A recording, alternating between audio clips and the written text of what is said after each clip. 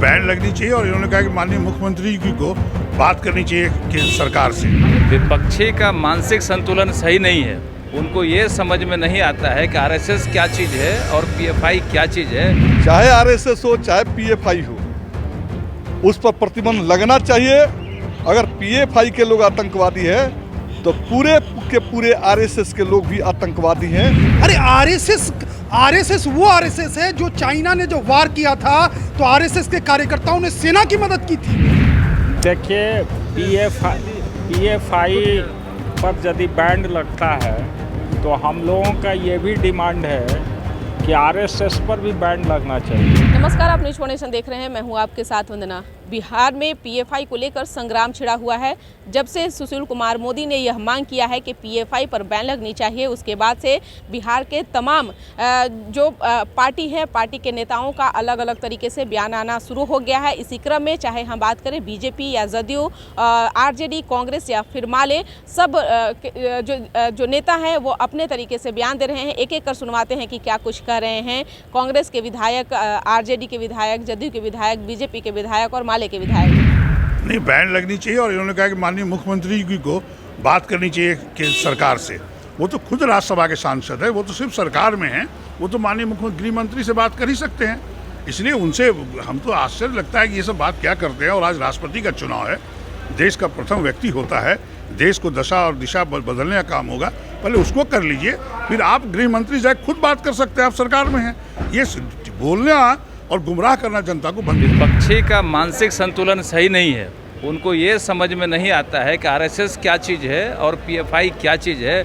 उनको आतंकी संगठन और सामाजिक संगठन में कोई फ़र्क नहीं आ रहा है। हमको लगता है कि मेंटल लेवल चेक कराना होगा इन लोगों को।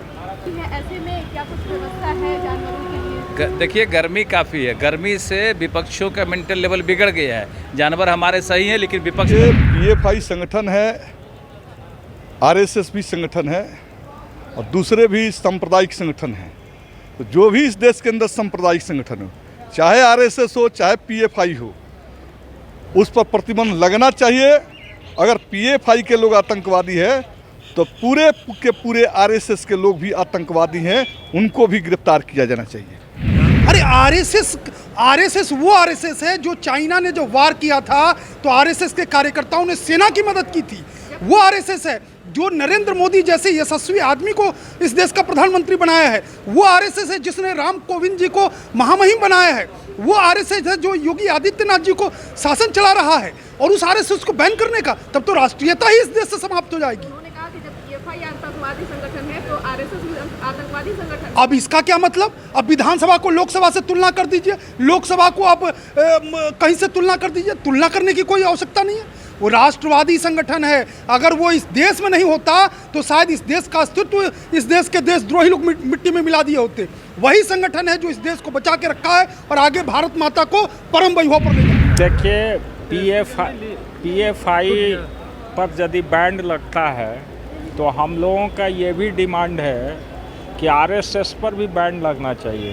क्योंकि आरएसएस जिस तरह से एक ऑर्गेनाइजेशन है और आरएसएस के आड़ में जिस तरह से लोगों को ट्रेनिंग देने का काम किया जाता है और ट्रेनिंग दे करके राष्ट्रभक्ति के नाम पर जिस तरह से देश में सांप्रदायिकता का माहौल पैदा किया जाता है, इसके लिए यदि पीएलएफ पर बैन लगता है तो आरएसएस पर भी बैन लगाया जाना चाहिए। ये हमारा मांग है। लेकिन सत्ता पक्ष के लोगों का कहना है कि विपक्ष का मानसिक संतुलन जो है वो बिगड़ चुका है। इसीलिए संगठन आरएसएस को और पीएफआई को थोड़ा एक साथ कर रहा है।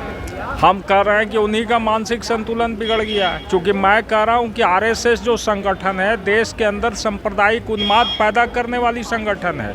तो जिस तरह से पीएफआई काम कर रही है उसी तरह से आरएसएस के लोग भी काम कर रहे हैं। एक हिंदू उन्माद पैदा कर रहा है, एक मुस्लिम का उन्माद पैदा कर रहा है। तो जब ये दोनों एक तरह का संगठन है तो फिर हमारा मानसिक संतुलन थोड़ी क्या गड़बड़ा गया। मानसिक संतुलन तो बीजेपी वाले लोगों का गड़बड़ा गया है जो देश की जनता को गुमराह कर रहे हैं।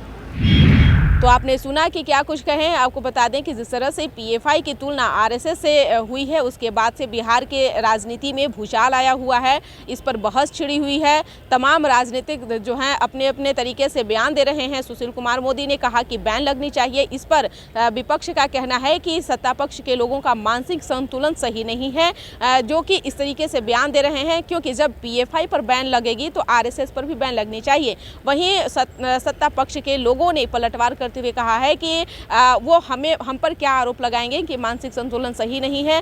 खुद विपक्ष जो है उसका मानसिक संतुलन बिगड़ चुका है। ऐसे में आरएसएस की तुलना जो है पीएफआई से कर रहे हैं, क्योंकि आरएसएस अलग संगठन है और पीएफआई अलग संगठन है। हालांकि विपक्ष ने तो कह दिया साफ साफ कि जिस तरह से काम जो पीएफआई करता है उसी तरह से आरएसएस करता है। ऐसे में अब देखने वाली बात होगी कि यह संग्राम जो है वो कहाँ तक जाता है। इस पर बस इतना ही। बने रहिए नेशन के साथ। धन्यवाद।